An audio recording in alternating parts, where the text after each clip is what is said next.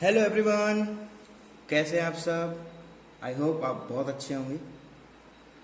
Last session में हमने discuss किया था कुछ फंडामेंटल प्रॉपर्टीज, कुछ रिलेशनशिप और कुछ ऐसे टर्म्स जिनके रिलेशन में हमने मटेरियल्स को डिफाइन किया था। उसी चीज़ को आगे बढ़ाते हैं और एक्चुअल में किस तरह से हमारे मैग्नेटिक मटेरियल्स को डिफरेंशिएट करते हैं, उनकी क्या क्या प्रॉपर्टीज होती हैं, किस तरह से फील्ड लाइंस हमारी मूव करती हैं, वो सब चीज़ों को आज इस लेक्चर में हम लोग कवर करने की कोशिश करते हैं। चलिए, तो classification of magnetic material number 1, diamagnetism. देखो यहाँ पर डायामैग्नेट नहीं लिखा है या डायामैग्नेटिक नहीं लिखा है, क्या लिखा गया है? डायामैग्नेटिज्म। मतलब कुछ एक फंडामेंटल फिनोमिना है जिसको हमें यहाँ पर क्या करना है? कवर करना है। ठीक है, तो देखो सबसे पहली बात आती है कि डायामैग्नेटिज्म की अगर बात करते हो तो किस तरह से बिहेव करता है। तो आपने सबसे पहले बताना शुरू किया। देखो हमने पूरा पता है किस तरह से मटेरियल मैग्नेटिक बनता है, क्या क्या उसके अंदर करना पड़ता है, किस तरह से उसके अंदर हम एक्सटर्नल मैग्नेटिक फील्ड अप्लाई करते हैं तो उसके अंदर अलाइनमेंट हो जाता है, वो सब आ चुका है। ठीक है, और जब डायामैग्नेटिक के बारे में हमने बातें किया था तो आपने देखा था कि अगर पेयर्ड इलेक्ट्रॉन्स हमारे पास होते हैं तो उस कंडीशन में हम लोग कैसे भी करके उसका नेट अमाउंट, जो नेट मैग्नेटिक मोमेंट होता है वो नहीं डेवलप कर पाते, वो जीरो हो जाता है। ठीक है, ये सब हमने बातें की थी, तो वो सब बातें वापस से लिखना पड़ेगा। ठीक है, तो आपने बोला कि सर सबसे पहली बात तो ये है कि the net magnetic moment of all electrons in an atom, जितने भी इलेक्ट्रॉन है एटम के अंदर वो सब क्या हो जाते हैं? जीरो। ठीक है, तो मैग्नेटिक मोमेंट ऑफ एटम या फिर एटॉमिक मोमेंट या एटॉमिक डाइपोल, इनका वैल्यू कितना हो जाएगा? एटॉमिक मैग्नेटिक डाइपोल का वैल्यू कितना हो जाएगा? जीरो। ये बात हमें पता होना चाहिए। ठीक है, ऐसे मटेरियल जिनमें ये वैल्यू जीरो होता है उसको हम लोग डायामैग्नेटिक बोल देते हैं। और ये जो फिनोमिना है पूरा का पूरा जिसकी वजह से जीरो हो जाता है उसको हम लोग क्या बोलते हैं? डायामैग्नेटिज्म। ठीक है, तो सारी बातें लिख देते हैं। ठीक है, लिखना बहुत जरूरी है, थ्योरी है ना पूरा। तो फर्स्ट है आपका the net magnetic moment of all electron in an atom adds up to zero. Adds up to zero मतलब उनको जब भी आप सबको ऐड कर दोगे जीरो हो जाएगा। ठीक है, सेकंड क्या बात हुई? दूसरा हुआ magnetic moment of atoms is zero. सारे के सबका क्या है? एक पर्टिकुलर एटम का जीरो है और सबका मिला के भी जीरो। ठीक है, such material known as diamagnetic material. ठीक है, ऐसे मटेरियल को हमने क्या बोला था? डायामैग्नेटिक मटेरियल बोला था। और ये जो फिनोमिना है जिसकी वजह से ये सब जीरो हो रहा है, इस फिनोमिना को हम लोग क्या बोलते हैं? Phenomena known as diamagnetism. इसी को हम लोग क्या बोलते हैं? डायामैग्नेटिज्म। ठीक है, क्या है सबसे इंपॉर्टेंट जो बात है यहां पर? क्या है? आप बोलोगे सर नो एटॉमिक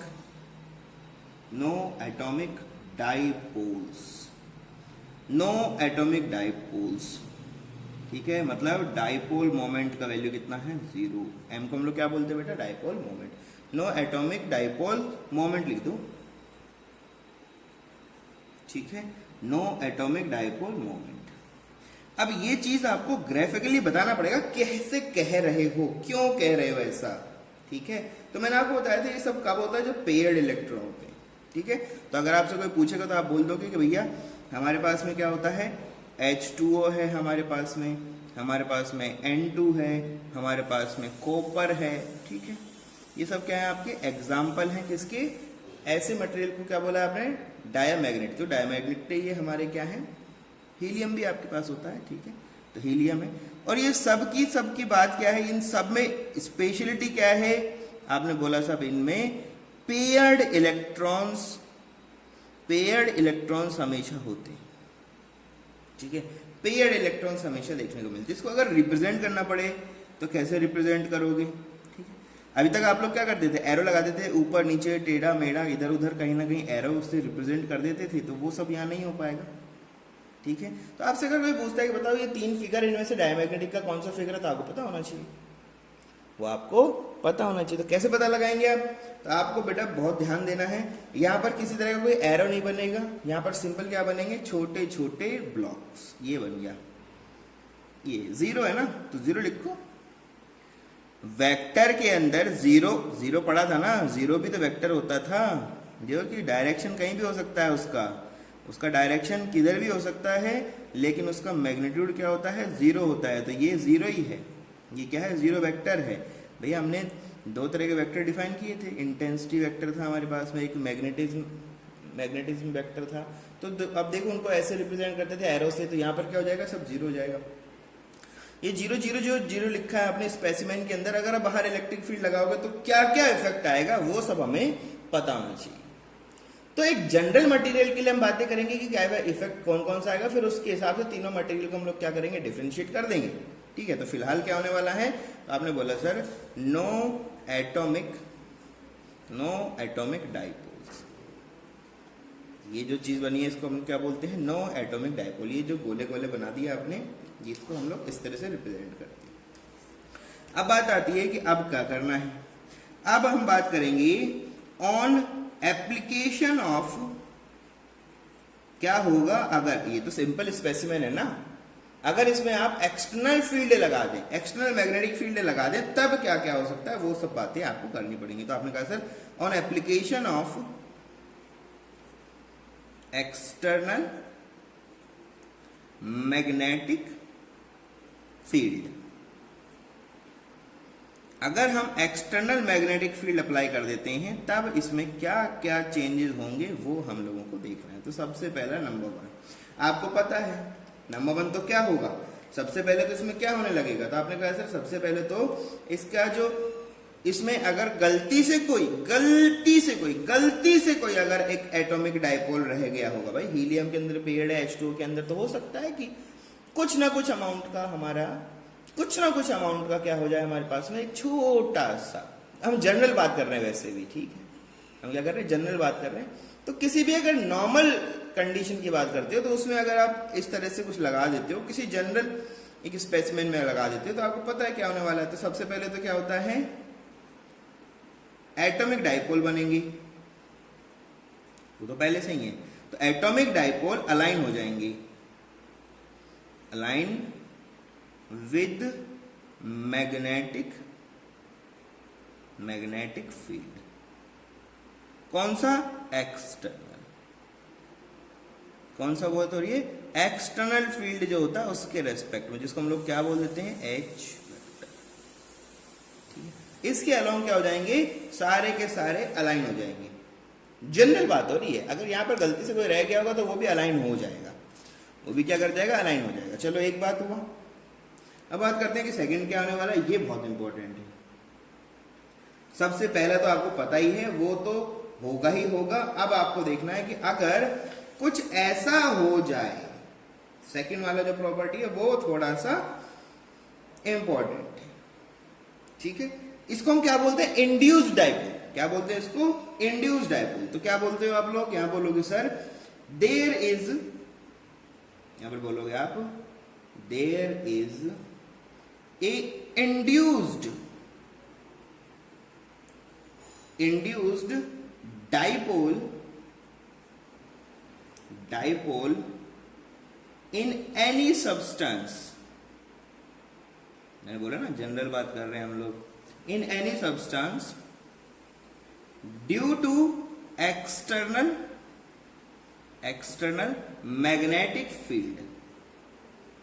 जो भी आपका मैग्नेटिक फील्ड होगा उसकी वजह से क्या बनेगा, अंदर भी तो कुछ ना कुछ मैग्नेटिक फील्ड बनेगा। ये तो बताया था मैंने लास्ट क्लास में, अंदर भी क्या होगा, कुछ ना कुछ अमाउंट का मैग्नेटिक फील्ड बनेगा। समझो चीज को। तो उससे क्या होगा, दीज ये क्या है, दीज इंड्यूस्ड डाइपोल्स। किसकी बात कर रहे हो, these induced dipoles. These induced dipoles opposes oppose the external, क्या बोलोगे, एक्सटर्नल फील्ड। एक्सटर्नल फील्ड को वो क्या कर देते हैं, अपोज करना शुरू करते हैं। आपने कहा सर ये क्या हो रहा है बेटा, ये जो आपने अभी देखा इसी को हम लोग बोलते हैं लेंस लॉ। ये जो आपने देख रहे हो इसी को क्या बोलते हैं, हमको इसी को बोलते हैं बेटा लेंस लॉ। क्या बोलता है लेंस लॉ? लेंस लॉ बोलता है सन किल फादर। क्या बोलता है ये बोलता है कि सन किल फादर, जिसकी वजह से ये इंड्यूस्ड डाइपोल बनेगा, ये अपने कोज को क्या करेगा, अपोज करेगा। ठीक, तो ये ध्यान रखना कि ये जो सेकंड पार्ट है, ये जो इंडक्शन पार्ट है, ठीक है, तो ये ध्यान रखना,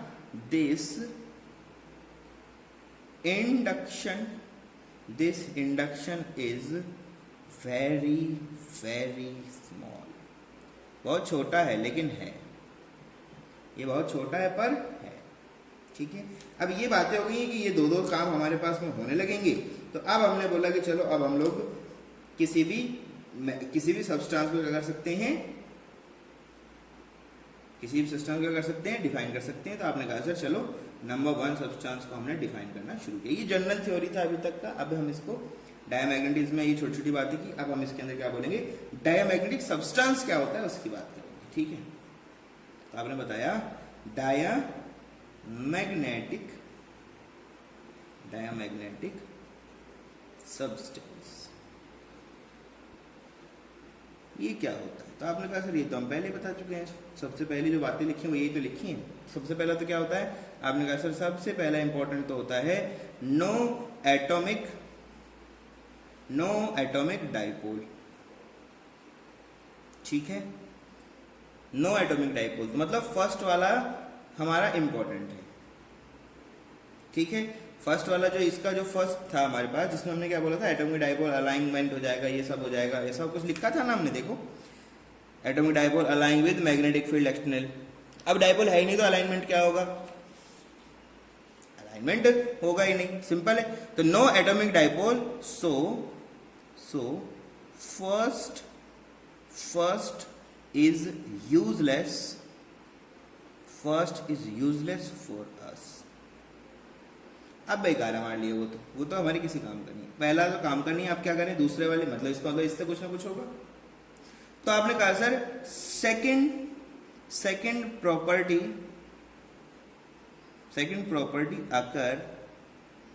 अकर इन डायामैग्नेटिक सब्सटेंस। ठीक, डायामैग्नेटिक सब्सटेंस में क्या होगा, सेकंड वाला जो प्रॉपर्टी ये आएगा। अब ये आएगा तो क्या कर रहा है, अपोज कर रहा है। ये क्या कर रहा है, अपोज कर रहा है। तो अपोज अगर कर रहा होगा तो अपोज वाला सिस्टम क्या बनेगा। तो आपने कहा सर सेकंड अगर आएगा तो उसकी वजह से क्या होगा, वीकली, क्या बनेगा, वीकली रिपल्शन, वीकली रिपल्ड। ठीक है, weakly repelled due to external magnetic field. मतलब ये कि डायमैग्नेटिक सब्सटेंस होते हैं वो वीकली क्या होंगे, रिपल होना शुरू करेंगे। आप ध्यान रखना, ये जो चीजें आप जिसकी हम बात कर रहे हैं ये बहुत ज्यादा होता है जब एक सब्सटेंस की हम बात करें, इसको हम क्या बोलते हैं, सुपर कंडक्टर। क्या बोलते हैं उसको हम लोग, सुपर कंडक्टर। ठीक है, तो आप ध्यान रखना, इस बात को लिख देते हैं। चलो इसको क्या लिखेंगे, आप देखेंगे this phenomena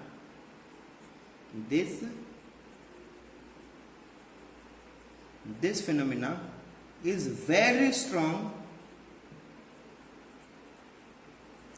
strong in superconductors।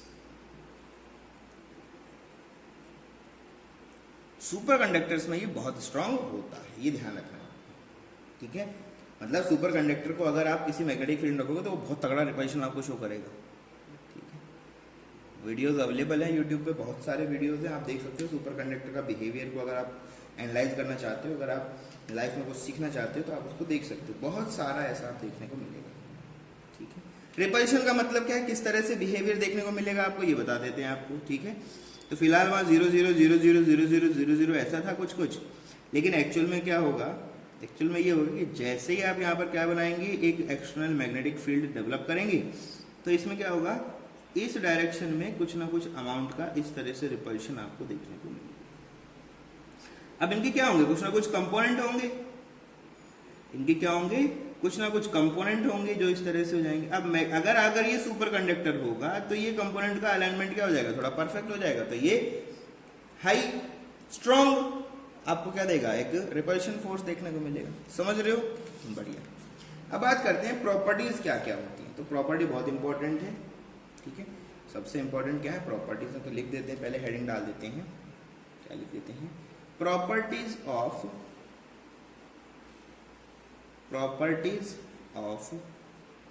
Diamagnetic materials या मैटर्स। डायामैग्नेटिक मैटर्स का क्या क्या प्रॉपर्टी है वो हम लोगों को बात करना है। तो सबसे देखो, प्रॉपर्टी का मतलब सब कुछ लिखना है आपको, सब कुछ बताना है कि क्या क्या हो सकता है, क्या क्या नहीं हो सकता है, एवरी पॉसिबल थिंग। तो अब तक जो बात कर चुका वो सब भी लिखना पड़ेगा, वो सब भी इसको अंदर आपको लिखना पड़ेगा, ठीक है। चलो, सबसे पहला क्या है, तो ये तो आपको अब रट जाना चाहिए, नो एटॉमिक डाइपोल, ठीक है। तो ये तो आपको पता होना चाहिए, सबसे इंपॉर्टेंट है। m का वैल्यू क्या हो जाएगा, 0, ये तो एक हो गया। दूसरा क्या है, वीकली रिपल्ड, ये क्या है, वीकली रिपल्शन,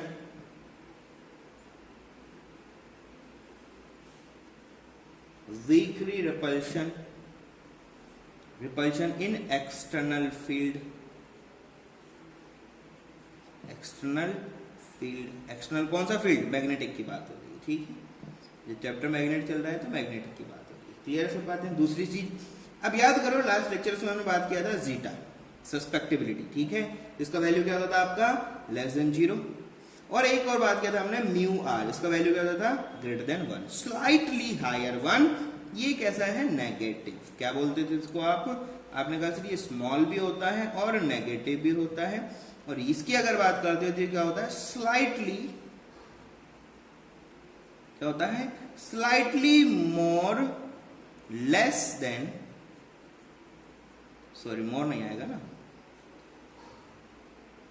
अरे ये तो अगर ये कम होगा तो लेस देन वैल्यू आएगा यार, सिंपल सी बात, उल्टा बता दिया, लेस देन 1, क्या हो जाएगा, स्लाइटली लेस देन 1, एक से थोड़ा सा कम, थोड़ा सा कम। रेंज अगर आपसे पूछ बैठे कि क्या रेंज होता है तो ये भी आपको पता होना चाहिए, ये आपको पता होना चाहिए।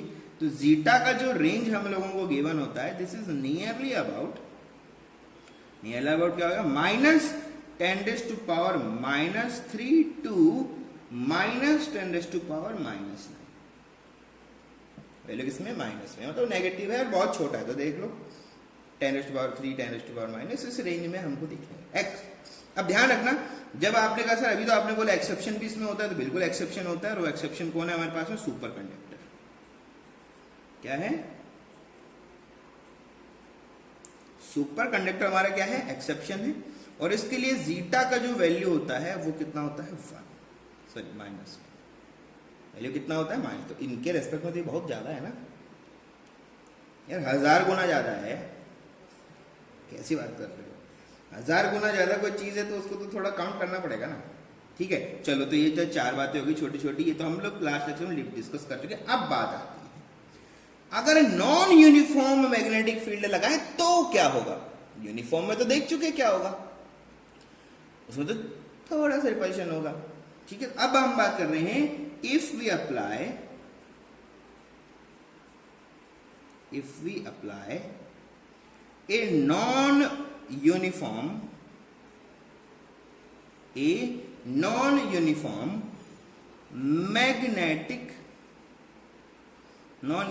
magnetic field along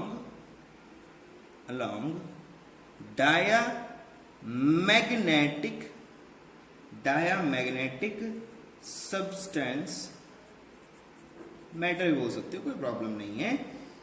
दे क्या होगा अब भाई, अगर ये रिपल्शन शो कर रहे हैं, ये क्या कर रहे हैं, रिपल्शन शो कर रहे हैं भैया। डायामैग्नेटिक मटेरियल क्या कर रहे हैं यहाँ पर, रिपल्शन शो कर रहे हैं। और रिपल्शन अगर शो करोगे तो जैसे आपने नॉन यूनिफॉर्म मैग्नेटिक फील्ड लगाया तो ये क्या करेंगे, शिफ्ट कर जाएंगे किसकी तरफ, अपोजिट डायरेक्शन। अपोजिट डायरेक्शन क्या हो जाएगा, लो, मतलब वीक फील्ड की तरफ चले जाएंगे। तो ये क्या बोलोगे, सिंपल है, ये रिपल होंगे, रिपल होके जाएंगे मतलब क्या है यार, सिंपल सी बात है। स्ट्रॉन्ग फील्ड में अगर वो होगा तो वो वीक में चला जाएगा, वीक में अगर होगा तो वो स्ट्रॉन्ग में चला जाएगा, ऐसे तो कुछ होगा। अरे रिपल्शन होगा भाई, वीक में जाएगा हमेशा, उल्टा नहीं हो सकता। रिपल्शन होगा तो वीक की वजह से रिपल होके कहां जाएगा, कहीं नहीं जा सकता, वो और वीक में जाएगा, स्ट्रॉन्गेस्ट से कहां जाएगा, वीकेस्ट में जाएगा। समझो चीजों को। तो बोलोगे अगर ऐसा होगा तो क्या हो जाएगा, they move from strong magnetic field, जिस तरफ भी स्ट्रॉन्ग होगा ना वहां से भाग जाएंगे ये सब, magnetic field to weak magnetic field.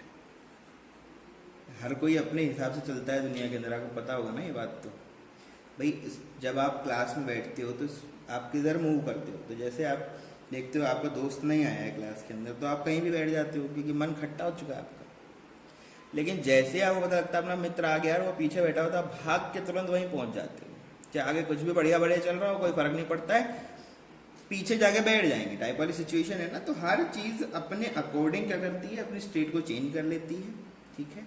और वो फिनोमिना हमेशा क्या होगा, अपोजिट होगा। जहां अच्छा हो रहा है वो नहीं चाहिए, जो खराब है वहीं चले जाएंगे, ठीक है, बैक बेंचर बन जाएंगे और जाके पूरी दुनिया को बर्बाद कर देंगे। वही वाली सिचुएशन है, ठीक है। क्यों होता है, क्योंकि यहाँ रिपल्शन देखने को मिलता है। ये ध्यान रखना, यहाँ क्या होता है, हमेशा रिपल्शन देखने को मिलता है, इसलिए ऐसा होता है, ठीक है।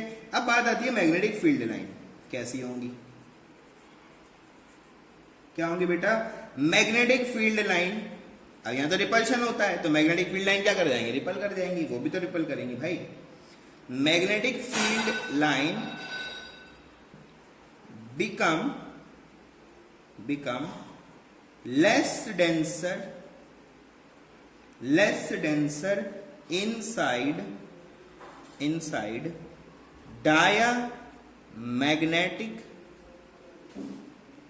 diamagnetic matters। अंदर की तरफ जब जाएंगे तो उनके अंदर वो क्या हो जाएंगे, लेस डेंसर हो जाएंगे। लेस डेंसर कैसे हो जाएंगे वो यहां देख लेते हैं। तो अगर ये आपका कोई डायामैग्नेटिक मटेरियल है, छोटा छोटा बनाएंगे यार, ज्यादा टेंशन नहीं लेना है। अगर ये कोई डायामैग्नेटिक है तो इनमें होगा क्या, इनमें बहुत छोटा सा क्या होगा, बहुत ही छोटा सा एक आई होगा जो कि अपोजिट डायरेक्शन में होगा, किसके, एच की, जो कि क्या होगा, अपोजिट डायरेक्शन किसके होगा, एच की, ठीक है। अब अगर यहां से हम एच देंगे मतलब एक्सटर्नल फील्ड देंगे, तो एक्सटर्नल फील्ड जैसे आप यहां पर दोगे तो एक्सटर्नल फील्ड यहां तक आएगा, इसकी वजह से रिपल हो जाएगा और ये इनको इस तरह से क्रॉस करके भाग जाएगा, यहां तक आएगा, ये इसको रिपल्शन मिलेगा और ये इस तरह से इसको क्या कर जाएगा, क्रॉस करके भाग जाएगा, ठीक है। अगर इस तरह से आप एच लगा देते हो इस डायरेक्शन में तो आई इसको क्या कर देगा, अपोज कर देगा। क्यों ऐसा बोलते हो, क्योंकि I vector and H vector are in opposite direction. इसमें है ये लोग अपोजिट डायरेक्शन में है, इसलिए ऐसा हो जाता है। अब बात आती है सर बीचों बीच से अगर कोई निकलना चाहे तो यार मैंने बोला डेंसिटी कम होगा, मतलब कुछ तो ऐसे भी होंगी जो बहुत स्ट्रांग होगी जिसके रिपल्शन को क्या कर जाएंगे, ओवरकम कर जाएंगे, इसके बीच में से निकलेंगे। कुछ ऐसी होंगी जो ऐसे निकलेंगे, हमेशा ऐसा नहीं होगा, ये ध्यान रखना, क्लियर है। तो ये तो आपको पता लगा कि किस तरह से इसकी प्रॉपर्टीज मूव करती है, ठीक है। तो डायामैग्नेटिक के लिए इतनी सब बातें, तो मतलब इतनी सब बातें हमको सबके लिए करनी पड़ेंगी, इतनी सब बातें हमें सबके लिए करनी पड़ेंगी। चलो तो बी पार्ट की तरफ मूव करते हैं पहले, ठीक है। और वो क्या हो जाएगा,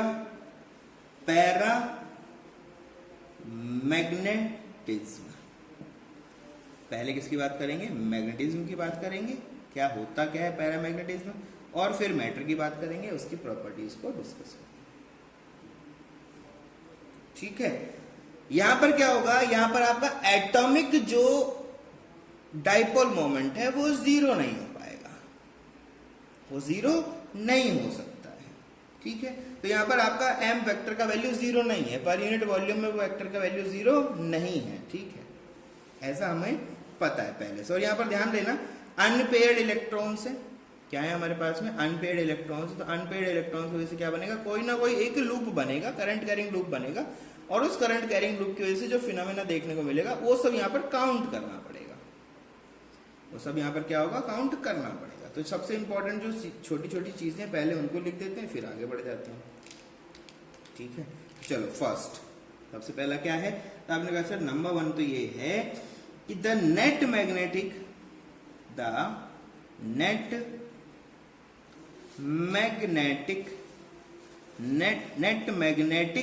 क्या, magnetic moment, net magnetic moment of all electron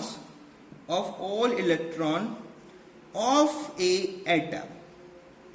atom will not sum up to zero, so that net atomic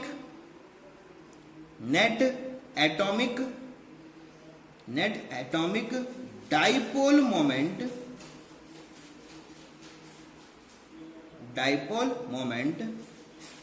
will not be zero नहीं होगा। मतलब क्या कहना चाहते हो आप, कहना चाहते हो M vector is not equals to zero, simple यही बात कहना चाहते हो आप। चलो, तो पहला तो क्या हो गया, एम वेक्टर का वैल्यू जीरो नहीं है। ठीक है, तो इसका मतलब क्या है, यहाँ पर अनपेयर्ड इलेक्ट्रॉन्स है। ठीक है, एम वेक्टर जीरो नहीं होने का क्या मतलब है, इसको भी लिख दो, इसका मतलब है एटॉमिक डाइपोल एग्जिस्ट। और इसका मतलब क्या है, अनपेयर्ड इलेक्ट्रॉन्स। आपने सर कैसे होंगे, तो एक छोटा एग्जांपल दे देते हैं आपको, जिससे आप समझ पाए कि किस तरह से बातें होती है। तो मैंने आपको बोला कि कोई सोडियम है, इसका एटॉमिक वैल्यू कितना है, ठीक है 11 है। ठीक है, कितना 11 है।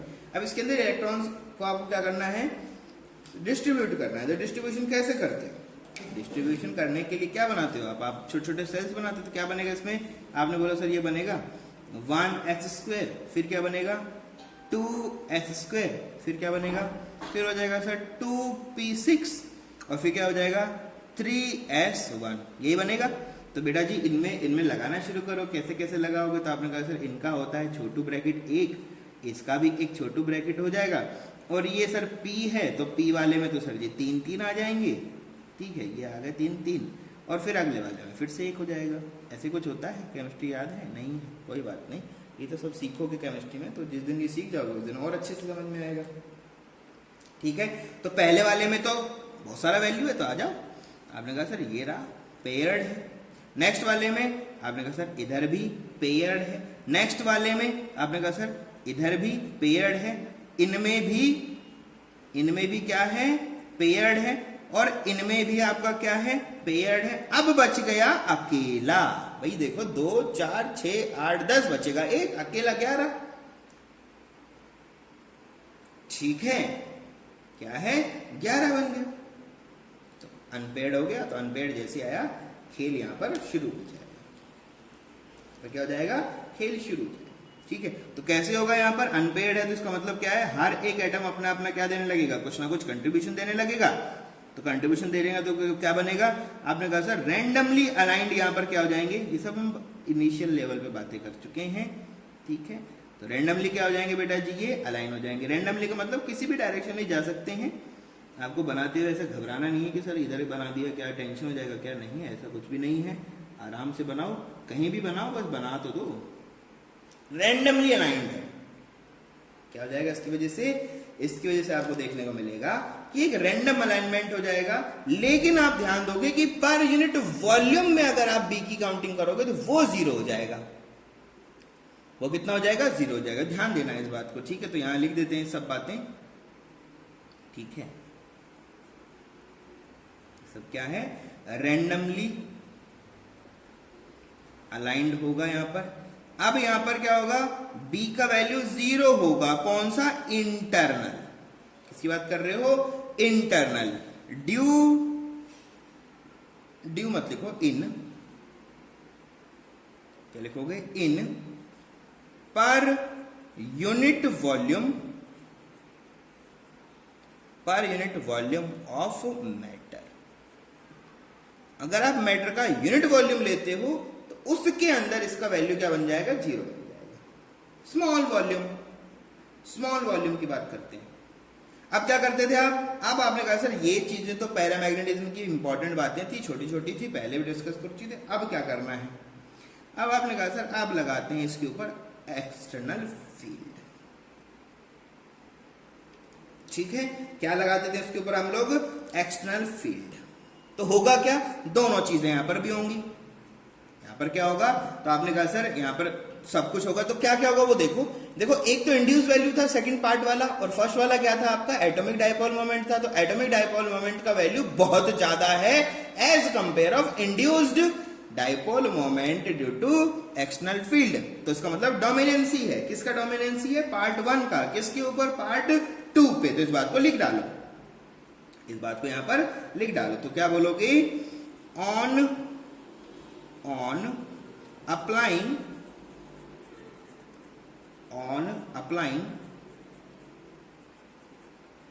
external magnetic field, on applying external magnetic field, atomic dipole moment dominant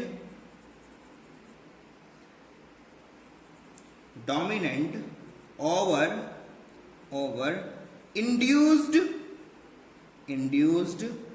dipole moment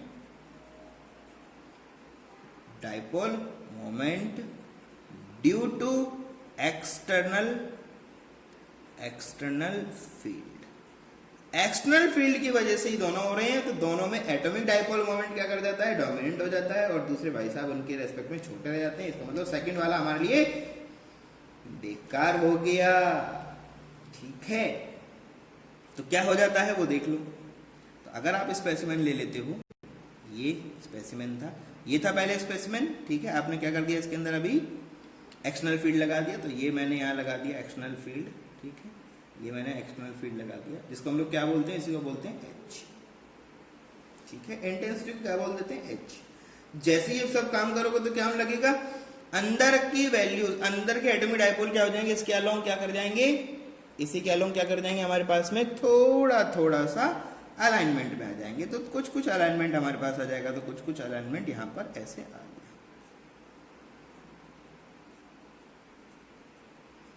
ऐसा कुछ हो जाएगा। आपने कहा सर अभी भी तो कुछ टेढ़े मेढ़े हैं, रहने दो, 100% पॉसिबल नहीं है। ये अलाइनमेंट अगर आपको इंप्रूव करना है तो आपको टेम्परेचर डाउन करना पड़ेगा, बी का वैल्यू बढ़ाना पड़ेगा। तो ये अपने आप धीरे धीरे बढ़ता चल जाएगा, ठीक है। अब हमने क्या किया है? अभी तक तो यहाँ पर 0 था, जब यहाँ पर बी का वैल्यू कुछ नहीं था, मैं एक्सटर्नल फील्ड नहीं था, तो यहाँ पर बी का वैल्यू इंटरनल क्या आ रहा था? 0 आ रहा था। लेकिन अब क्या होगा? अब बोलोगे sir now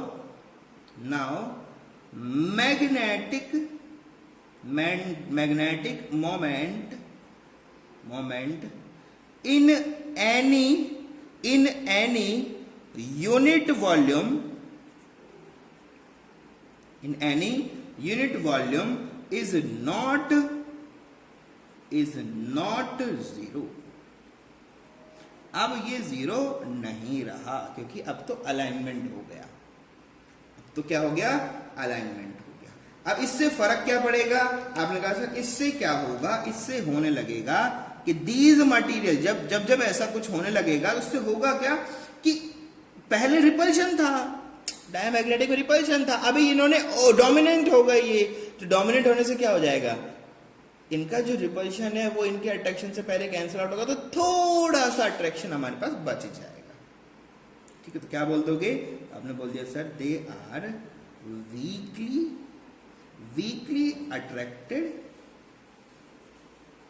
weekly attracted to magnetic field. Magnetic field में क्या हो जाएंगे, ये बहुत थोड़ा सा अट्रैक्शन हमको देने लगी। एग्जाम्पल पूछ लेता है, तो एग्जाम्पल मैंने आपको बताया भी है, ठीक है, एग्जाम्पल मैंने आपको पहले ही बताए थे, दोबारा बता देते हैं, कोई प्रॉब्लम नहीं है। कौन कौन होते हैं बेटा, एल्यूमिनियम,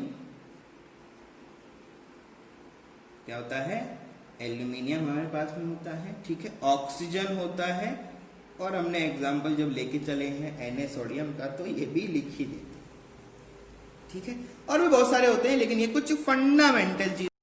पैरामैग्नेटिक की प्रॉपर्टीज के बारे में बात करना पड़ेगा। अब वो तो पता लग गया कि पैरामैग्नेटिज्म होता क्या है। अब बात करेंगे हम लोग properties of A paramagnetic material या मैटर, ठीक है, जो भी चाहे आप बोल सकते हो, मटेरियल बोलो, सब्सटेंस बोलो, मैटर बोलो, जो मर्जी आए बोलो, ठीक है, पर बोलो कुछ ना कुछ। क्या क्या हो सकता है वो सब बात करते हैं भाई, ठीक है। तो फिर से वही सब बात होंगी जो सबसे इंपॉर्टेंट है इसके लिए। सबसे पहला क्या बोलोगे कि सर जी इसके अंदर सबसे पहले तो एटॉमिक डाइपोल एग्जिस्ट करता है, सबसे इंपॉर्टेंट। यहां पर m vector is not equals to 0, सबसे पहले तो यही था। फिर क्या था, फिर था कि ये वीकली क्या होते हैं, अट्रैक्टेड होते हैं। क्या होते हैं ये आपके weakly attracted to external magnetic field. बाहर का फील्ड कोई लगाओगे उसमें थोड़ा सा क्या हो जाएगा, एक्सटर्नली अट्रैक्टेड हो जाएंगे। पता लग गया। फिर क्या था, अब याद करो, जीटा और म्यू आर बताया था मैंने आपको। तो यहां जीटा क्या होता था, पॉजिटिव, क्या होता था, पॉजिटिव। दूसरा क्या होता था, म्यू आर भी क्या होता था, स्लाइटली हायर देन 1। तो यहां होता तो क्या था, ये छोटू तो होगा लेकिन कैसा होगा, पॉजिटिव होगा, ठीक है। इसी तरह से म्यू आर क्या होता था, this is slightly more than, छोटू होगा, एक से थोड़ा सा ज्यादा होगा, क्या होगा, थोड़ा सा ज्यादा। तो कितना वैल्यू होता है, रेंज भी पता होना चाहिए ना। तो जीटा का जो रेंज है बेटा जी, this is nearly equals to plus 10⁻³ to plus 10⁻⁹। ठीक है, वहां क्या था, माइनस था, यहां क्या हो गया, प्लस हो गया। तो बहुत ज्यादा फर्क पड़ा नहीं है उस अट्रैक्शन का। जो सेकंड वाला पार्ट था उसके अंदर काफी सारा आपका जो अट्रैक्शन है उसको खत्म कर दिया, ठीक है। अब बात आती है, अगर नॉन यूनिफॉर्म फील्ड लगा दे हम तो क्या होने लगेगा, ये भी पता लगाना पड़ेगा ना। तो आप देखो ये क्या है, अट्रैक्टेड है, तो अट्रैक्टेड है तो क्या हो जाएगा, वीक से स्ट्रॉन्ग की तरफ मूव कर जाएगा। अट्रैक्शन है ना, अट्रैक्शन तो क्या होगा, वीक से स्ट्रॉन्ग की तरफ भागने शुरू करेगा। तो वही सब चीजें, if a non uniform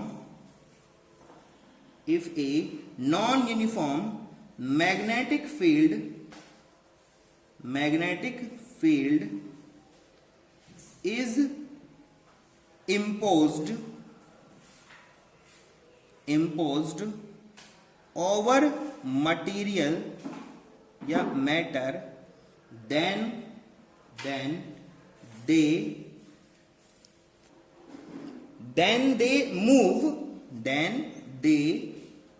move from, कहां से कहां जाएंगे, वीक फील्ड टू, अट्रैक्शन है, ध्यान दो, अट्रैक्शन है, तो वीक से कहां जाएंगे, स्ट्रॉन्ग जाएंगे। From weak field to strong field. कहां जाएंगे, वीक फील्ड से कहां जाएंगे, स्ट्रॉन्ग फील्ड की तरफ ये लोग मूव करना शुरू कर। रीजन रहेगा पूरा का पूरा, तो स्ट्रॉन्ग फील्ड से आपका वीक फील्ड से स्ट्रॉन्ग की तरफ ऐसे मूव करेगा। ठीक है, ये तो हो गया। अब क्या होगा, अब बात आती है मैग्नेटिक फील्ड लाइंस। ये क्या होंगी भैया, अट्रैक्शन है तो इसका मतलब क्या करेगा, वो अट्रैक्ट करेगा। Magnetic field line become denser inside matter. Matter के अंदर क्या हो जाएंगी, ठीक है, उसके अंदर ये डेंसर होना शुरू कर जाएंगे। क्यों होता है आपको पता है, ड्यू टू अट्रैक्शन। पहला तो क्या है, अट्रैक्शन होता है। दूसरा क्या होता है, I and H are in same direction. भैया अट्रैक्शन का यही तो मतलब है कि दोनों एक ही डायरेक्शन में होंगे। अट्रैक्शन तो यही होता था, है ना। तो कैसे डिफाइन करोगे इसके अंदर फील्ड लाइंस को, ठीक है, तो कैसे बताओगे, तो आपने कहा सर यहां देखेंगे हम लोग, ये हमारा कोई मैग्नेटिक पैरामैग्नेटिक क्या है, मटेरियल है, और इस पैरामैग्नेटिक मटेरियल के अंदर क्या होगा, इस डायरेक्शन में आई होगा, इधर ही हमारा क्या लगेगा, एच लगेगा। दोनों क्या है, अट्रैक्टेड है। दोनों क्या है, अट्रैक्टेड है। तो अट्रैक्टेड है तो होने क्या लगेगा, जो भी बाहर से फील्ड जाना चाहेगा उसको भी अंदर खींच लेगा। तो ये बाहर जाना चाहता था, ये इधर जा रहा था बेचारा, इसको अंदर खींच लिया और ऐसे चलेगा ये। और ऐसे ऐसे इन्होंने बहुत सारे इधर भी जा रहा था, ये कोई जा रहा था ऐसे, इनको भी ऐसे खींच लिया। ऐसे करके बहुत सारी फील्ड लाइंस इस तरह से इसमें से क्या कर जाएंगे बेटा, पास कर देंगे। डेंसिटी देखो, डेंसिटी बढ़ गई ना, यहाँ पे देखो इतने बड़े एरिया के अंदर से इतनी लाइन था, छोटे एरिया में से उतना ही लाइन पास कर रहा है, इसका मतलब डेंसिटी इंक्रीज हो गया। वॉल्यूम की बात करोगे तो क्या हो गया, आपके इंक्रीज हो गई डेंसिटी, यहाँ पर इंक्रीज हो गई। एक बहुत इंपॉर्टेंट और बात यहाँ पर होती है, टेम्परेचर। टेम्परेचर के साथ इनका क्या फर्क आता है वो भी आपको बताना चाहिए, ठीक है। तो क्या बोलोगे, पैरा, ये तो आपको पता है, टेम्परेचर अगर इंक्रीज करोगे तो कोई भी मैग्नेटिक प्रॉपर्टी क्या कर जाएगा, आपका डिक्रीज कर जाएगा। ये तो हमें पता है ना, तो बस यही पता होना चाहिए हमें। तो देखो पैरामैग्नेटिक प्रॉपर्टीज, ठीक है, तो पैरामैग्नेटिक प्रॉपर्टीज हमेशा क्या होती है, कोई भी यार हमेशा याद रखो, टेम्परेचर अगर आप इंक्रीज करते हो कोई भी मैग्नेटिक प्रॉपर्टी होगा वो डिक्रीज कर जाता है, ये हमें पता है, ये हम लोगों को पहले से ही पता है, ठीक है। तो paramagnetic properties are inversely proportional to, क्या है, हमेशा इनवर्सली प्रोपोर्शनल है किसके, एब्सोल्यूट टेम्परेचर। एब्सोल्यूट टेम्परेचर अगर इंक्रीज करोगे पैरामैग्नेटिक प्रॉपर्टी हमेशा डिक्रीज होती जाएंगी, ठीक है। मतलब मैग्नेटाइजेशन धीरे धीरे कम होता जाएगा, अंदर जो आपका डेवलपमेंट हो रहा है डायपोल्स का वो धीरे धीरे छोटा होता जाएगा, क्योंकि यार टेम्परेचर अगर बढ़ाओगे तो रैंडम मोशन होना शुरू हो जाएगा। रैंडम मोशन अगर होगा तो क्या होने लगेगा, रैंडम मोशन की वजह से अलाइनमेंट पूरा खराब हो जाएगा, एक दूसरे में आइटम्स क्या करेंगे, आपकी स्ट्राइक करना शुरू करेंगे। स्ट्राइक अगर वो शुरू कर देंगे फिर तो आपका खेल ही कर देंगे वो, है ना। तो ये सब चीजें आपको थोड़ी थोड़ी पता होनी चाहिए, ठीक है। तो एब्सोल्यूट टेम्परेचर के रेस्पेक्ट में किस तरह से बातें करते हो, तो यहीं से हमारा एक बहुत ही छोटा सा लो बन जाता है। क्या बन जाता है, यहां से एक छोटा सा लो बन जाता है। भाई पैरामैग्नेटिक प्रॉपर्टीज हैं क्या चीज, ठीक है। तो इसका मतलब क्या कहना चाहते हो आप, जहां पैरामैग्नेटिक की जो हमने बातें की हैं वहां पर क्या कहना चाहते हो कि magnetisation is inversely proportional to temperature, ये तो कहना चाहते हो। और मैग्नेटाइजेशन होता क्या है, मैग्नेटाइजेशन आपका होता है I is inversely proportional to T, ये होता है इनवर्सली प्रोपोर्शनल टी। अब आप एक चीज देखो कि आई का प्रोपोर्शन किसके साथ में होता है, एच के साथ में। आई का प्रोपोर्शन किसके साथ में होता है, and I is proportional to B naught. भाई I is proportional to H होता है, ये तो लास्ट क्लास में लेक्चर में हमने पता लगाया था। और अगर एच होता है तो बी नॉट और एच में तो कोई रिलेशन होता है, वही सेम ही चीजें होती हैं दोनों की दोनों। तो दोनों को अगर आप यहां पर यूज करते हो तो इसका मतलब I is proportional to B naught divide by T बोला जा सकता है। और अगर ऐसा बोल सकते हो तो यहां पर आ गया I is equal to C B naught divide by T. ठीक है, यही आपका क्या है बेटा, यही है आपका क्यूरी लॉ। यही क्या होता है, क्यूरी लॉ। ठीक है, यही हमारा क्या है बेटा, यही है हमारा क्यूरी लॉ। ठीक है, यहां पर सी क्या है, this is nothing but Curie's temperature constant. Curie's constant है, ठीक है, टेम्परेचर के ऊपर, क्योंकि टेम्परेचर का रिलेशनशिप है तो इससे बात कर सकते हैं। और हमें क्या क्या पता है, हमें पहले से पता है कि आई जो होता है वो होता है जीटा टाइम्स ऑफ एच होता है, और आपका जो बी नॉट होता है वो क्या होता है, म्यू नॉट इंटू एच। अरे होता है ना, अगर ये ऐसा होता है तो इसका मतलब ये हुआ कि zeta times of H is equal to C mu naught H divide by क्या हो जाएगा, टी। इसका मतलब क्या हो जाएगा, इसका मतलब हो जाएगा कि zeta is equals to C mu naught divide by T. ठीक है, ये आपका क्या बनेगा, ये बन गया relation. This is actual Curie's law, ये भी लॉ है, ये भी लॉ है, तो ये आपका क्या है, this is curies law. Curies law of susceptibility, susceptibility of a matter, कि कितना कोई मैटर टेम्परेचर के साथ में अपना मैग्नेटिक प्रॉपर्टीज को डिक्रीज करता रहेगा, उसका डायरेक्ट रिलेशनशिप यही। ठीक है, तो क्या कहना चाहते हो, यहां से लॉ क्या बनता है, लॉ क्या कहना चाहता है वो भी लिख दो भाई। क्यूरीज लॉ तो ये तो इसका मैथमेटिक एक्सप्रेशन है, तो इसको लिखें कैसे, तो ये लिखा हुआ है कि मैग्नेटिक सस्पेक्टिबिलिटी क्या है, magnetic susceptibility is inversely proportional to absolute temperature. तो मैग्नेटिक सस्पेक्टिबिलिटी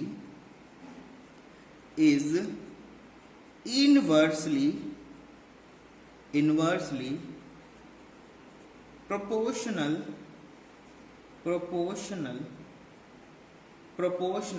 to किसके, एब्सोल्यूट टेम्परेचर। एब्सोल्यूट टेम्परेचर की वो हमेशा क्या होती है, इनवर्सली प्रोपोर्शनल होती है। इसकी कुछ लिमिटेशंस भी हैं, ठीक है, तो आप क्यूरी लॉ पढ़ा रहे हैं आपको, तो पूरा का पूरा बता देते हैं एक साथ, जब बताना है सब कुछ, तो इसकी क्या है, लिमिटेशंस है।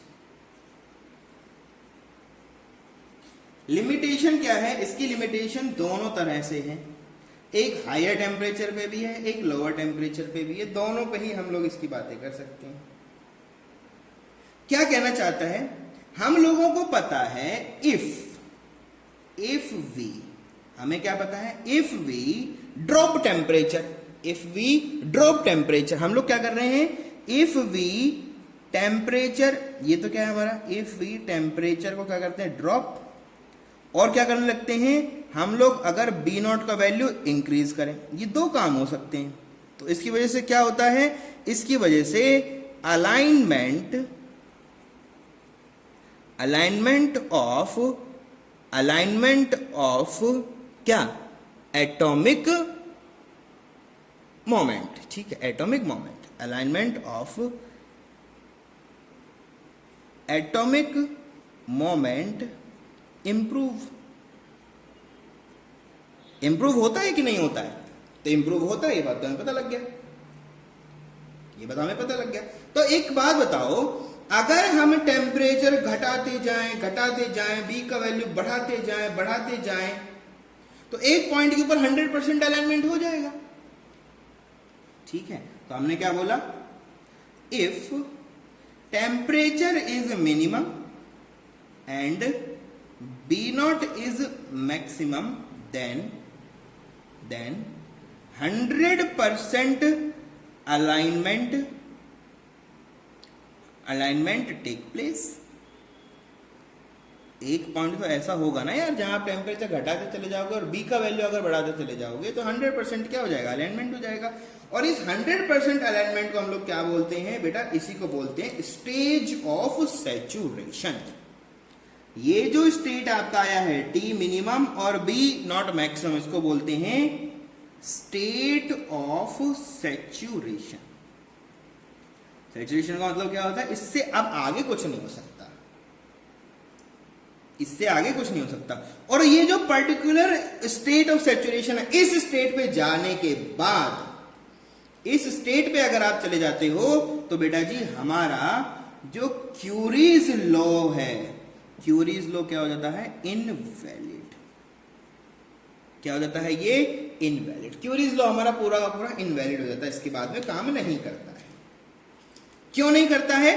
क्योंकि इस पर्टिकुलर सिचुएशन के ऊपर जीटा का जो वैल्यू है वो कैसा हो जाता है? कांस्टेंट। इसके बाद बढ़ ही नहीं सकता। क्यों? क्योंकि यार एक बात बताओ, 100% अलाइनमेंट हो गया तो अब क्या पड़ोसी के मटेरियल का थोड़ी ना एटम को तुम अलाइन करना शुरू कर दोगे? उसके तो 100% हो चुके हैं। तो ऐसा थोड़ी है कि पड़ोसी वाले को उठा लाओ सर, 2-4 उठा लाते हैं, इनको भी डाल देते हैं इसके अंदर और टेंशन फ्री हो जाते हैं। ऐसा नहीं हो सकता है ना, ऐसा पॉसिबल नहीं है हमारे लिए। क्लियर? तो ये लिमिटेशन है। ठीक है, तो जैसे ही 100% अलाइनमेंट हो जाएगा, जीटा का वैल्यू आपको क्या हो जाएगा? कांस्टेंट हो जाएगा। और इसका मतलब है कि सैचुरेशन स्टेट इसको बोलते हैं, और इस स्टेट के ऊपर क्यूरी लॉ क्या हो जाता है आपका? इनवैलिड हो जाता है। जब 100% अलाइनमेंट हो जाएगा उसके बाद में हमारा लो इनवैलिड हो जाएगा। क्लियर समझ रहे इन चीजों को? क्लियर समझ रहे इन चीजों को? बहुत इंपॉर्टेंट है। ठीक है, तो होता क्या है? गेन होता है, धीरे धीरे गेन हो रहा था, वो 100% जैसे हो जाएगा, 100% गेन होने के बाद में क्यूरीज लॉ क्या हो जाएगा? इनवैलिड हो जाएगा। तो चलो इस बात को लिख देते हैं। ठीक है, तो लिख देते हैं curies law become invalid when we attain 100% gain of alignment। इसी को क्या बोलते हैं? इसको बोलते हैं हम लोग स्टेट ऑफ सैचुरेशन। ठीक है, दूसरी बात क्या है? Zeta becomes constant when 100% alignment take place. 100% जैसे हो जाएगा ये सब काम आपका होना शुरू हो जाएगा। ठीक है, दो स्टेट होती है, दोनों आपके लिए बहुत इंपॉर्टेंट है। फॉर्मूला में वापस लिख देता हूं, जीटा इज इक्वल्स टू क्या है? Mu naught C divide by T. क्या है? Mu naught C divide by T. T किस में होना चाहिए? ध्यान रखना, टी हमेशा किस में होना चाहिए? केल्विन। ठीक है, ये हमेशा किस में होना चाहिए? केल्विन के अंदर होना चाहिए, ध्यान रखना। म्यू नॉट का वैल्यू आपको पता होता है, which is equals to 4 pi into 10⁻⁻⁷। ठीक है, सी का वैल्यू आपको बताएगा और उसके हिसाब से आप जीटा का वैल्यू यहां से क्या कर लेंगे? कैलकुलेट कर लेंगे। तो जीटा के थोड़ा सा पंखों को ऐसा टेढ़ा मेढ़ा कर देना बेटा, नहीं तो ये एक्स लगेगा, एक्स होना नहीं चाहिए। क्लियर है? चलिए, बहुत बढ़िया। अब आते हैं हमारे सबसे इंपॉर्टेंट थर्ड वाले के ऊपर, जो कि क्या है बेटा जी? फेरोमैग्नेटिक। कौन है? Ferromagnetic material. फेरोमैग्नेटिक मटेरियल की हम बातें करना चाहते हैं, ये बहुत इंपॉर्टेंट है। ठीक है, और ये बहुत इंपॉर्टेंट का मतलब इसमें बहुत सारे फिनोमिना है, बहुत सारे इसमें क्या है आपके? फिनोमिना है, जिसके बारे में हमें स्टडी करना पड़ेगा। चलो, तो फेरोमैग्नेटिक मटेरियल की तरह बातें करते हैं हम लोग। ठीक है, तो यहाँ पर भी सारी चीजें वही होंगी जैसे पहले डिस्कशन किया, वही सब होगा, लेकिन यहाँ कुछ इंपॉर्टेंट फैक्टर्स हमारे पास आएंगे और उनको हम लोग डिस्कस करना चाहते हैं। चलो, सबसे पहली बात तो क्या है कि सबसे पहले तो आपने कहा सर कि हमारा जो एटॉमिक सिस्टम में हमारा जो एटॉमिक डाइपोल मोमेंट होता है, एटॉमिक डाइपोल मोमेंट एग्जिस्ट करता है, एग्जिस्ट एज सेम एज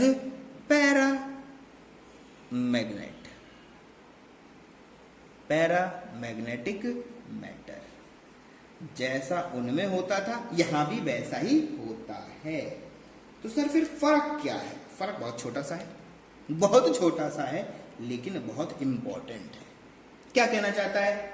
ये कहना चाहता है कि जब हम लोग किसी फेरोमैग्नेटिक मटेरियल के ऊपर जब हम बातें करते हैं तो उसमें स्पॉन्टेनियस चेंज होते हैं। क्या होते हैं? एक दूसरे के साथ एटॉमिक मोमेंट क्या करते हैं? इंटरेक्शन करते हैं, और इंटरेक्शन करते करते करते करते फटाक से अलाइन हो जाते हैं खुद से ही। ठीक है, तो क्या कहना चाहते हो लिख दो। The atomic dipole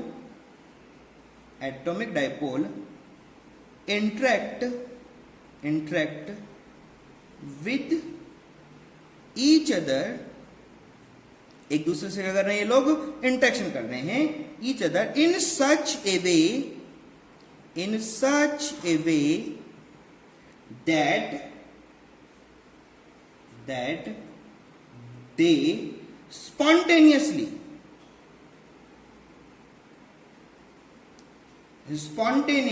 aligned in same direction in a small volume। वहां पर रैंडमली अलाइनमेंट था, यहां पर रैंडम अलाइनमेंट नहीं है। यहां पर क्या हो रहा है? छोटे छोटे ब्लॉक्स हैं और उन ब्लॉक्स के अंदर छोटा छोटा अलाइनमेंट होता चला जा रहा है, और इनको हम बोलते क्या हैं बेटा जी? डोमेन्स।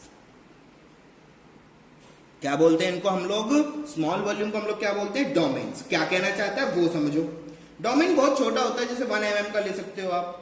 ठीक है, 1 mm का आप ले सकते हो।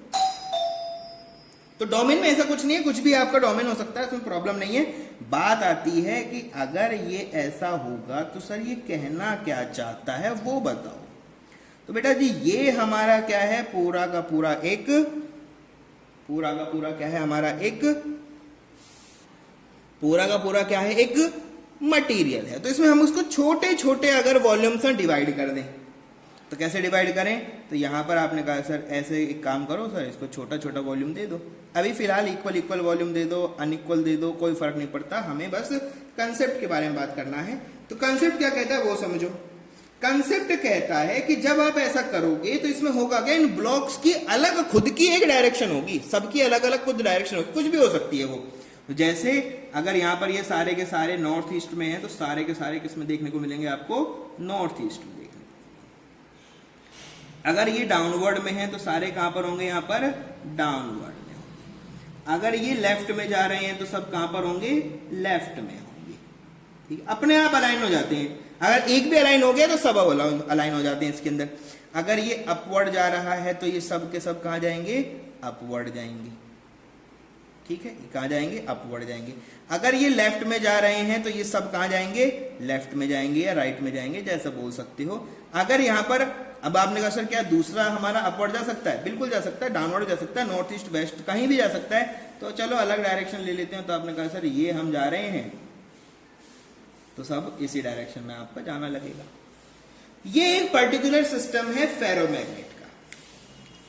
किसका सिस्टम है बेटा? फेरोमैग्नेट का सिस्टम है। तो यहां पर ध्यान देंगे, आप अगर एक डोमेन लेते हो तो ये डोमेन आप ले सकते हो 1 mm का डोमेन ले सकते हो, और उस डोमेन के अंदर इलेक्ट्रॉन का मैग्नीट्यूड कितना होगा पता है आपको? वहां पर भी आपके पास होंगे 10⁻11 एटम्स होंगे। इतना एटम्स है वहां पर, समझ रहे हो? अब क्या करें? ये डोमेन का ग्रोथ होता है। कैसे ग्रोथ कराओगे आप? जो कहना चाहते हो क्या कहते हैं? अब देखो ये सब करने के बाद हम क्या कर लेते थे? एक्सटर्नल फील्ड लगाते थे। क्या करते थे हम लोग? एक्सटर्नल फील्ड लगाते थे। तो क्या बोलते थे? On applying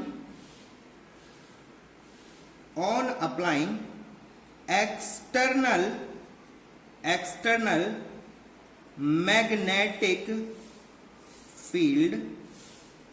magnetic field domain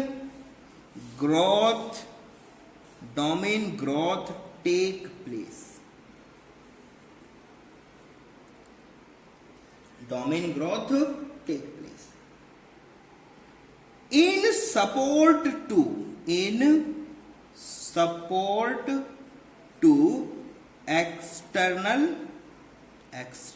field।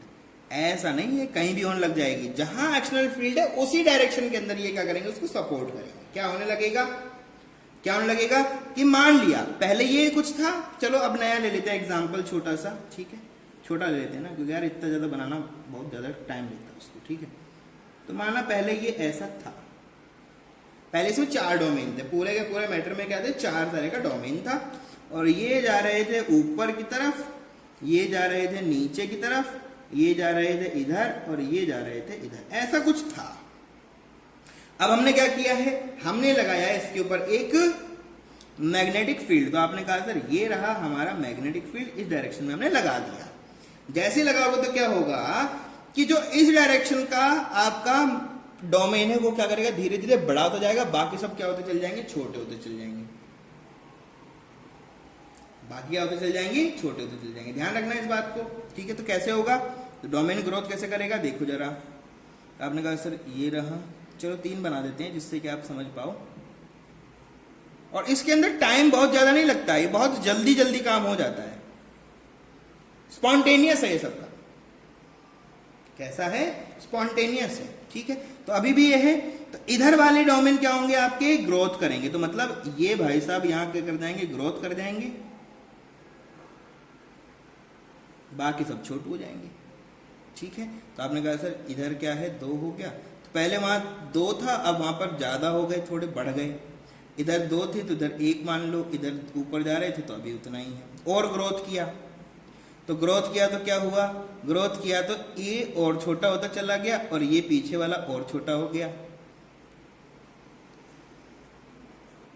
ठीक है। ऐसा नहीं कि पूरा का पूरा डोमेन इस तरह से ये कर जाएगा, लेकिन एक टाइम के बाद क्या होगा, एक टाइम के बाद पूरा का पूरा इस तरह से अलाइनमेंट हो जाएगा, और ये बहुत बड़ा होता चला जाएगा।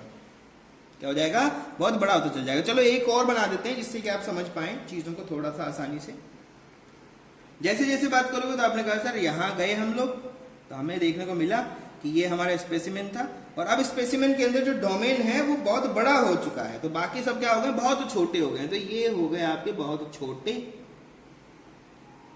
और ये वाला आपका क्या हो गया, बहुत ही बड़ा, ठीक है। क्या हो गया, बहुत ही बड़ा। तो ये हो गया आपका पूरा का पूरा सपोर्ट मिल गया, बाकियों को इसने अपने डायरेक्शन में अलाइनमेंट देना शुरू कर दिया, कोई प्रॉब्लम इसमें नहीं। ये हो गया। इधर क्या था, मान लो इधर क्या था आपके पास में, डाउनवर्ड था, तो यहां हो सकता है कि ऐसा ऐसा कुछ डाउनवर्ड हमारे पास में हो।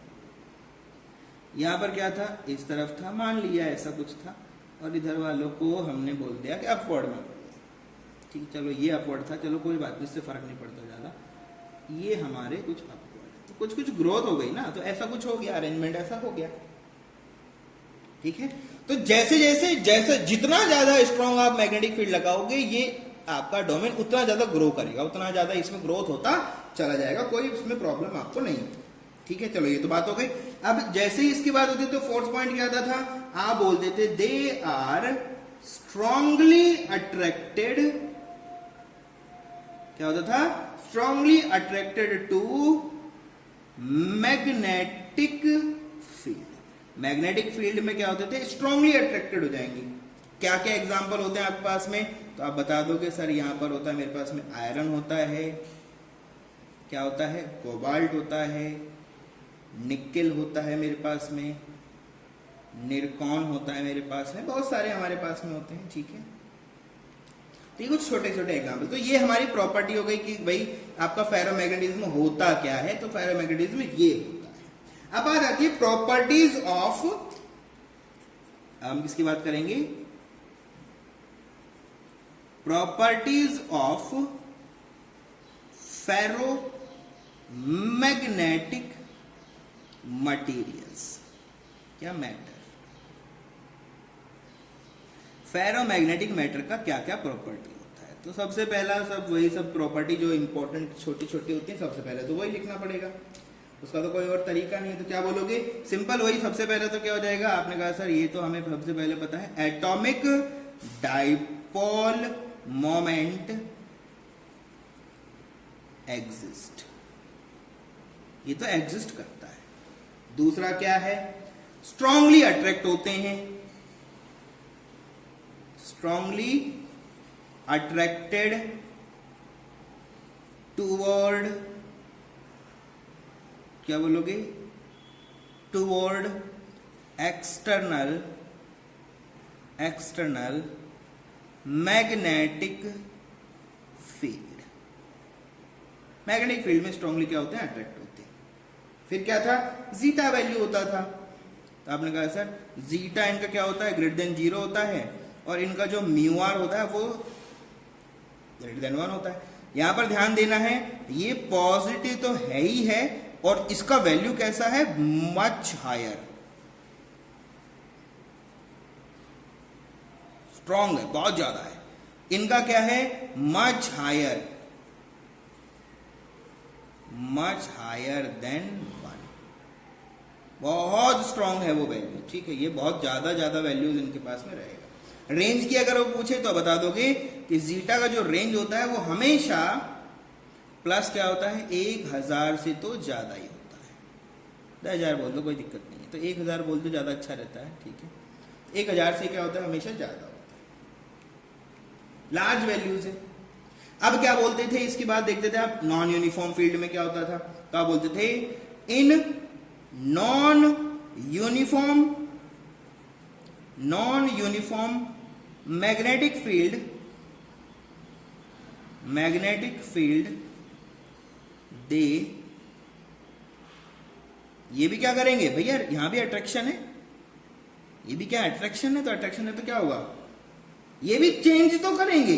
कहां से कहां जाएंगे, वीक से जाएंगे स्ट्रॉन्ग में, लेकिन ये स्पॉन्टेनियस एक साथ चले जाएंगे सब, फटाक से, टाइम नहीं लगेगा। They spontaneously very high speed, at very high motion, ठीक है।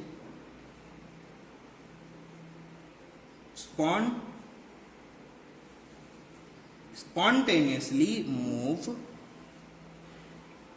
from weak field to strong field, weak से स्ट्रांग में तुरंत चले जाएंगे।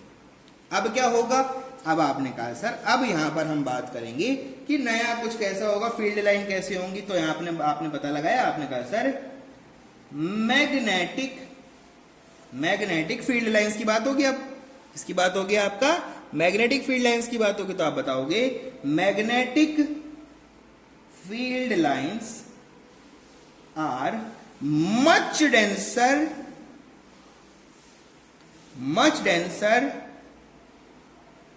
at center line of ferromagnetic matter. बहुत ज्यादा डेंसर आपको देखने को मिलेगा। आपने कहा सर कैसे देखें इसको हम लोग, तो बिल्कुल आसान सी बातें हैं। तो बनाओ यहां पर एक छोटा सा सब्सटेंस, बन गया सब्सटेंस। जैसे सब्सटेंस बन गया, अब इसमें क्या होगा भाई, इनमें तो अट्रैक्शन है, तो ये क्या करेंगे, बहुत दूर से भी अगर कोई लाइन जा रहा होगा ना, उसको भी अंदर घुसेड़ लेंगे, अपने अंदर डाल लेंगे, तुरंत अंदर उसको पहुंचा देंगे, अपने अंदर से पास कराएंगे। कहीं से भी जाओ आप, अंदर से जाओ, यहां से भी कोई लाइन जा रहा होगा ना बेटा, ये उसको भी अपने अंदर से यहां क्या करेंगे, इस तरह से पास कराएंगे। कितना भी दूर से कोई लाइन क्यों ना जाए, इनमें से इन्होंने कह दिया भैया हमारे अंदर जाना पड़ेगा, आपको तो जाना पड़ेगा, उसका कोई तरीका और नहीं है, ठीक है। कितना भी कोई स्ट्रॉन्ग क्या हो, बहुत दूर से कोई लाइन ऐसे जा रहा था, देखो यहां से ऐसे जा रहा था, यहां से कोई ऐसे आ रहा था, जैसे यहां पहुंचा इन्होंने इसको क्या कर लिया, अपनी तरफ इस तरह से अट्रैक्ट कर दिया, अपने अंदर से पास कराया, और अब बोला कि अब तुम जाओ सीधा, कोई दिक्कत नहीं है। बहुत दूर की लाइन को ऐसे कर देंगे, तो पास वालों को तो ये छोड़ने वाले हैं नहीं वैसे भी, इस तरह से होता है। जैसे यहां बना दो कुछ ऐसे, थोड़ी एक तरफ ही बना के खुश हो जाएंगे, है ना, सब कहीं बनाना है।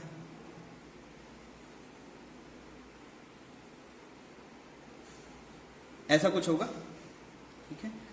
जितना भी मैग्नेटिक फील्ड लाइन इसको मिल जाएगा, उनको सबको अपने अंदर से पास कराने की पूरी कोशिश में ये लग जाएंगे। बोला भैया आप तो एक काम करो, हमारे अंदर से जाओ, ज्यादा इधर उधर से जाने की कोशिश करो ही मत, हमसे ही पास कर जाओ, सब पास कर दो। समझ रहे हो चीजों को? तो इस तरह से आपका मैग्नेटिक फील्ड बनेगा। ठीक है, अब बात आती है बाय रिमूवल। अभी तो हमने एक्सटर्नल फील्ड लगा रखा था, अब क्या करें? बाय रिमूवल ऑफ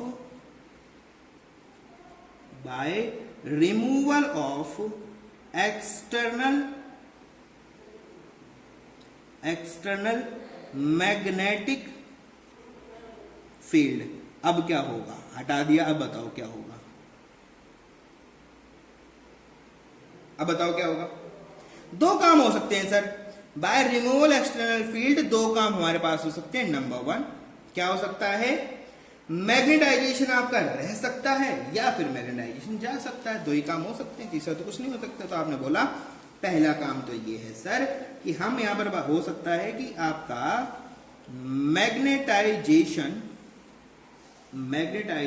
रिमेन रह जाए, या फिर क्या हो सकता है? या फिर हो सकता है कि आपका मैग्नेटाइजेशन क्या हो जाए? आपका डिसअपियर हो जाए। दो काम हो सकते हैं, और इन दोनों के हिसाब से हम लोग डिस्टिंग्विश करना चाहते हैं। तो आपसे अगर कोई पूछ बैठता है तो बेटा जी, जिनमें रह जाता है एक्सटर्नल फील्ड लगाने के बाद भी मैग्नेटिक इफेक्ट रह जाता है, उसको हम लोग बोलते हैं परमानेंट मैग्नेट। क्या बोलते हैं इसको हम लोग? Permanent magnet. ठीक है, ये ध्यान रखना।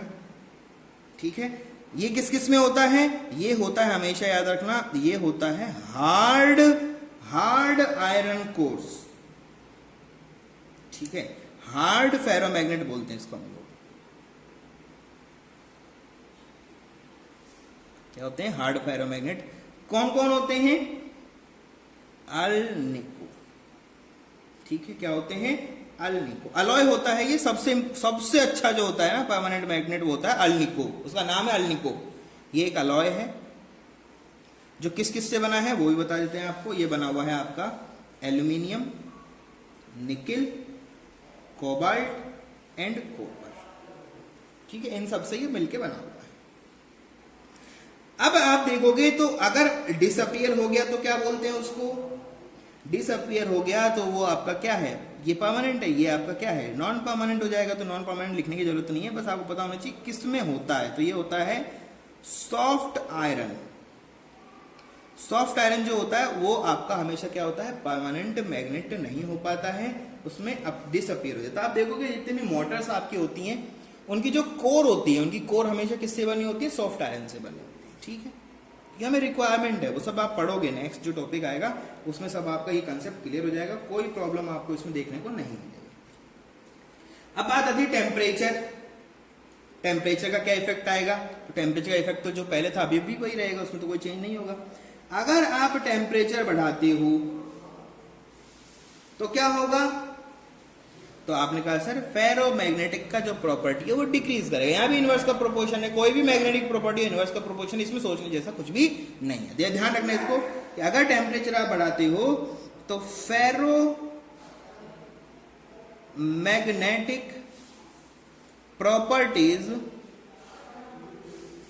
फेरोमैग्नेटिक प्रॉपर्टीज डिक्रीज होती हैं ये। ठीक है, एट सम पॉइंट। अरे ऐसा तो नहीं है कि बढ़ाते चल जाओगे तो जिंदगी भर बढ़ाते रहोगे क्या? कितना बढ़ाओगे भाई?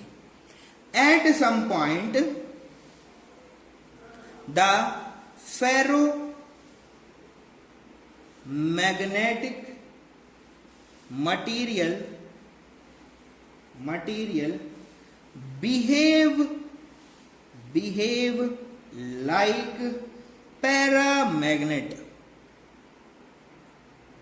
Paramagnetic material.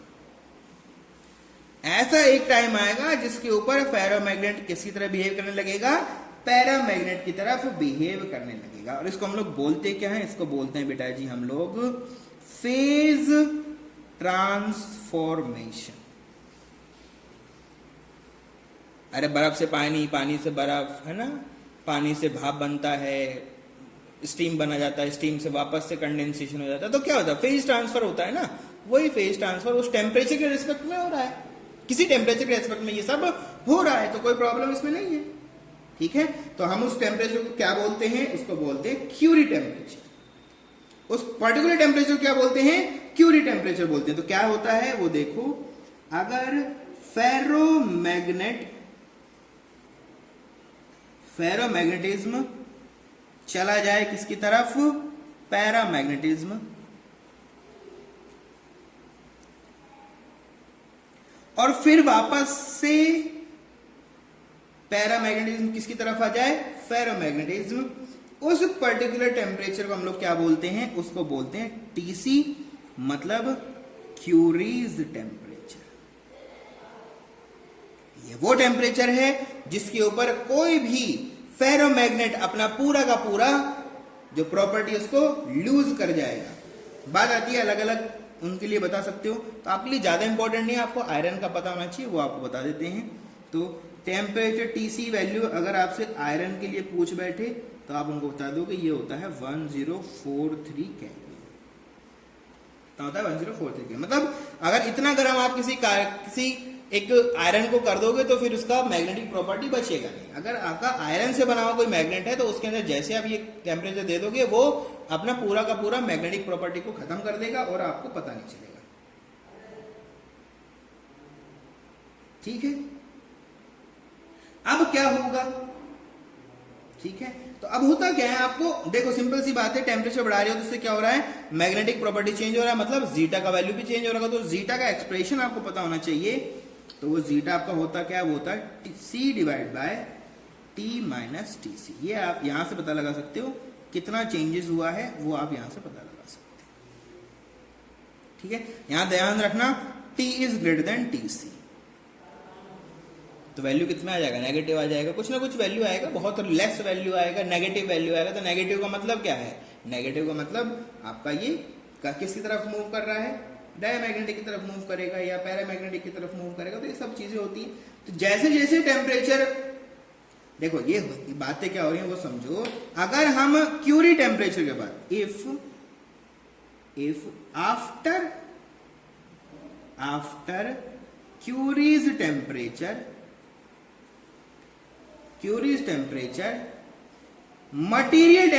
material become after Curie temperature material become paramagnet। कैसा बन जाता है, पैरामैग्नेट। अब अगर और टेम्परेचर बढ़ाएं तो क्या होगा, then after if temperature increase then zeta के ऊपर क्या फर्क आएगा वो यहां से देखना है। zeta will behave as above, इसकी तरह क्या करेगा, बिहेव करने शुरू करेगा। समझ लो चीजों को, है ना। तो ये बहुत इंपॉर्टेंट सी चीजें हैं, बहुत ही थ्योरेटिकल है, ज्यादा इसमें आपको टेंशन लेना नहीं है। ठीक है, तो देखो यार जीटा का वैल्यू क्या होगा, टेम्परेचर को बढ़ाते जाओ तो ये वैल्यू और घटता जाएगा। मतलब एक पॉइंट ऐसा भी आ सकता है जब पैरामैग्नेट इसमें कन्वर्ट हो जाए डायमैग्नेट। ये सब हो सकता है, पॉसिबिलिटीज है। ठीक है, तो ये आपका पूरा का पूरा मटीरियल के बारे में सारी बातें थी। ठीक है, बहुत इंपॉर्टेंट है, अच्छे से पढ़ो, थ्योरी तैयार करो, बहुत अच्छे क्वेश्चन से बन सकते हैं। ठीक है, थ्योरेटिकल क्वेश्चन इससे अच्छा बन सकता है। तो बेटा पढ़ते रहो, आगे बढ़ते रहो, stay safe, stay blessed, thank you very much.